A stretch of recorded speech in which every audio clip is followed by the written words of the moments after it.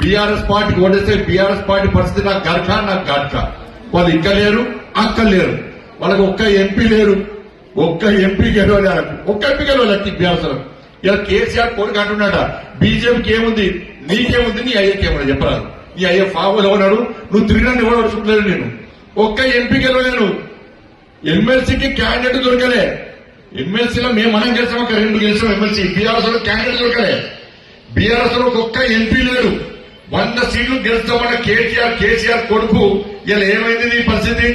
నీ ఎమ్మెల్యేలు నీ పార్టీలో ఉంటారా ఉండరా అని గ్యారెంటీ లేని పరిస్థితి. అసలు నీ పార్టీ ఉంటారా ఉండరా అని గ్యారెంటీ లేని పరిస్థితి. చెల్లి ఒకరికి పోతున్నది, అల్లుడు ఒకరికి పోతున్నాడు, కొడుకు ఒకరికి పోతున్నాడు.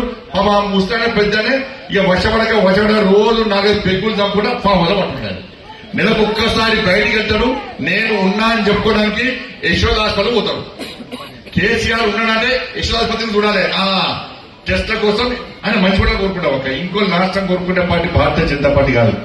కేసీఆర్ సారు నిండు 100 ఏళ్లు ఆయుర ఆరోగ్యాలతో ఇంకా ఎక్కువ ఐశ్వర్యాలతో బతకాలని కోరుకుంటాను నేను. ఇంకో రాష్ట్రం కోరుకునే పార్టీ భారతీయ జనతా పార్టీ. అందరూ క్షేమం కోరుకుంటాం మనం. కానీ కేసీఆర్ సార్కి ఏం లేకుండా అప్పుడప్పుడు యశోదాస్పత్రి పోతాడు, పోయి ఉన్నా అని చెప్పుకుంటాడు.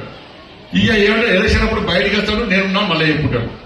కాబట్టి బీఆర్ఎస్ పార్టీ ఉంటారా ఉండదని గ్యారెంటీ లేని పరిస్థితి పెట్టుకొని ఇలా బీజేపీ ఏముంది అంటే, బిడ్డ ఇప్పుడు రా మున్సిపల్ ఎలక్షన్ సంగతిలో చెప్తాం బిడ్డ. హైదరాబాద్ జిహెచ్ఎంసీ ఎన్నికల్లో మేయర్ కొట్టేది మేమే.